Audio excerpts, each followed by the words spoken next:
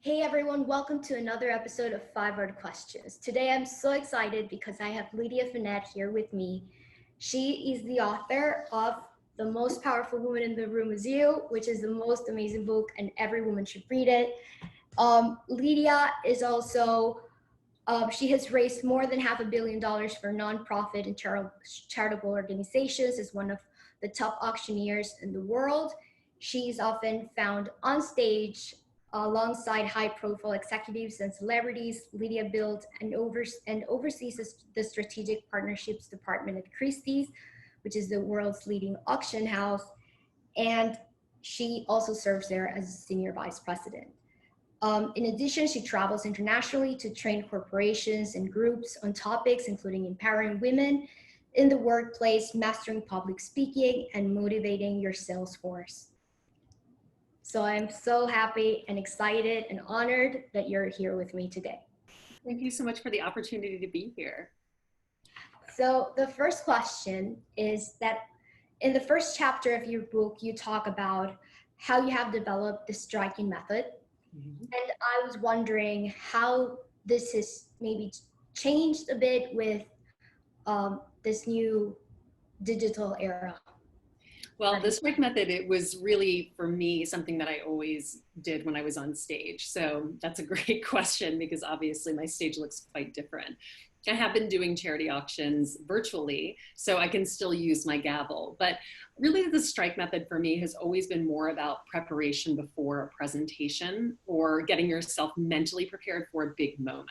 And so it can be something as simple as a mantra that you say before you start. It can be an action. You know, I have a friend who taps the bottom of a table 3 times as if to say, here we go.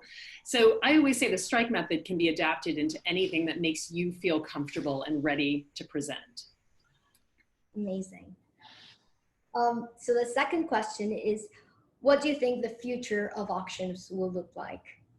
I think auctions, there's always been a difference between art auctions and charity auctions because art auctions were mathematical and obviously for huge amounts of money. So the auctioneers took reverence and acted with reverence in their presentation. Charity auctions aren't like that. I mean, they can be fun. They're all about the crowd and you're kind of battling a lot of drinking and there are a lot of different things going on when you're taking a charity auction. So what we've seen in this virtual space is the art auctioneer is now being put online and has to entertain a crowd in a very different way than they would if they were in front of a crowd of 600 or 700 people in an auction room. So I think that there will be an interesting merging of the two and the auctioneer's role will have to be more entertaining because for someone to clue in and watch an auction for 3 hours, they're going to need more than just watching someone bouncing numbers from person to person. So I think we're going to see a lot more personality driven auctioneering, which I think will be fun for everyone. Great. The third question is that the second chapter of your book is titled The Most Powerful Woman in the Room Grows Stronger Every Time She Fails. Mm-hmm. And this is a key component because behind every successful story, there's always, thousands and thousands of failures and trying again and starting.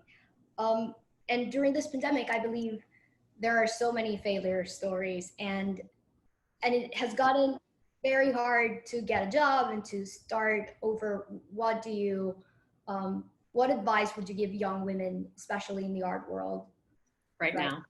Now is going to be the most difficult time that we're going to live through, hopefully for the rest of most of our lives, and I think that right now, if failure isn't something that you are comfortable with, you're going to have to get comfortable with it really fast. I think at every level, it doesn't matter where you're working. I mean, I work in the art world. Everyone's taken a salary reduction. There have been layoffs. I mean, it is a tough time in any industry right now.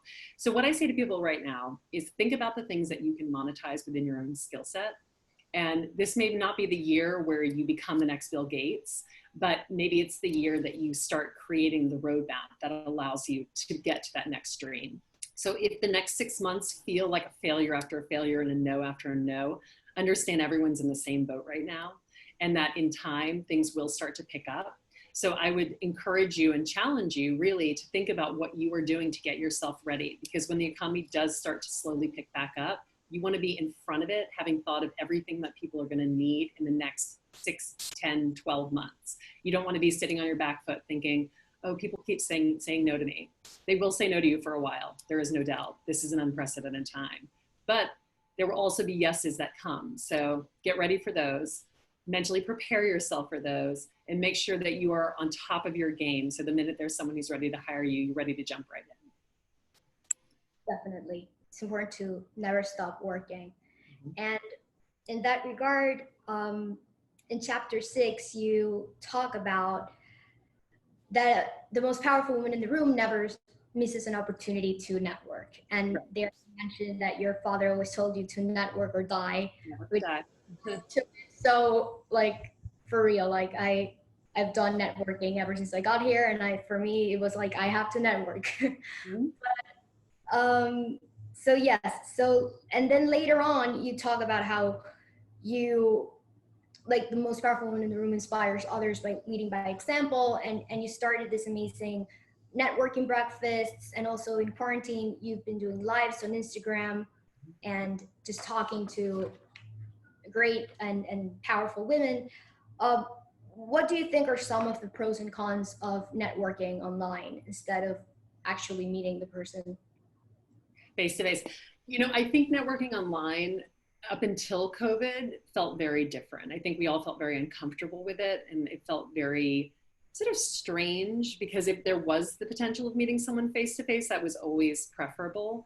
But I do think that in this new world, networking online is an amazing thing because people have more time now, oddly, than they used to. And there is the ability to grab someone for 15 minutes to do a 5 art question interview or something like that when they reach out. Whereas, if I were in my office right now, I would have people coming in and out. I would have probably Zoomed in, having dropped my children off at school. There would be a fully different energy, and the amount of time I could dedicate to something like this may not be as long as this conversation right now. So I've said to everyone, this is the time. If there's ever been a time to take advantage of a slowness in our society, now is the time.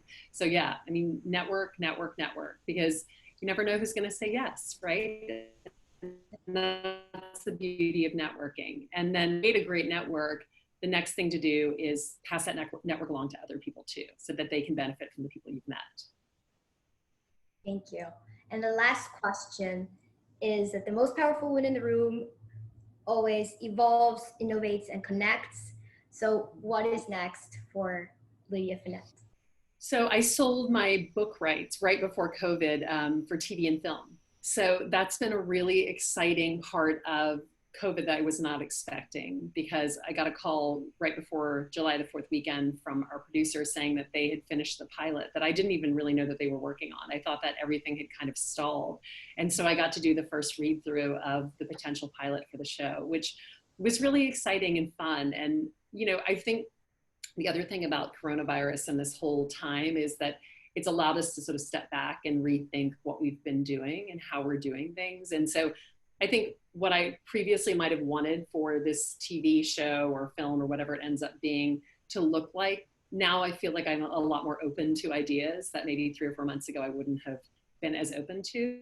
So that's next. And I'm going to be launching a summer school in a week, sort of for August, a weekly class on sales negotiation, online presentation, and public speaking, doing 1 class a week. So that'll be really fun because I love teaching, and I've been getting so many requests throughout COVID that it'll be fun to put those things together and just do sort of 25 people in a class.